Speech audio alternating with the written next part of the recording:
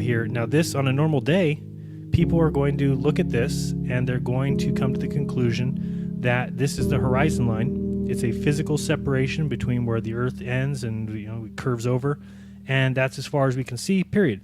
But on this specific day, the sun gets behind and creates a silhouette. So you'll see that coming up here shortly. And the fact of the matter is that these mountains are not floating and levitating in the air.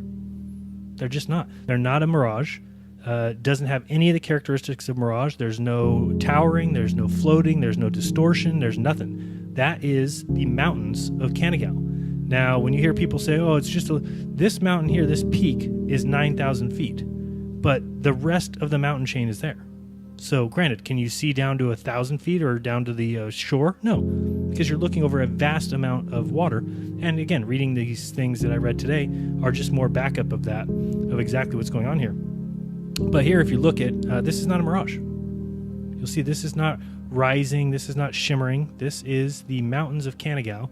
And if you put in the curve calculator, here, an eye height of 1,000 feet at that church in Alash and a target distance of 175 miles, you get a hidden feet of 12,380.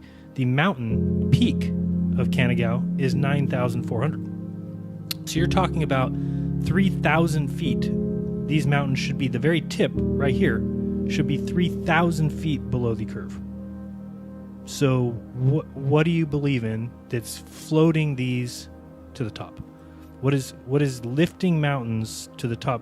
It's just not what they say.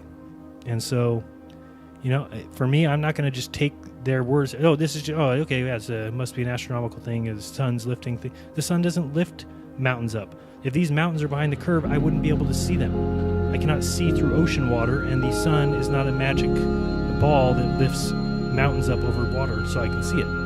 It's just not the way it works. So, and this is not a mirage.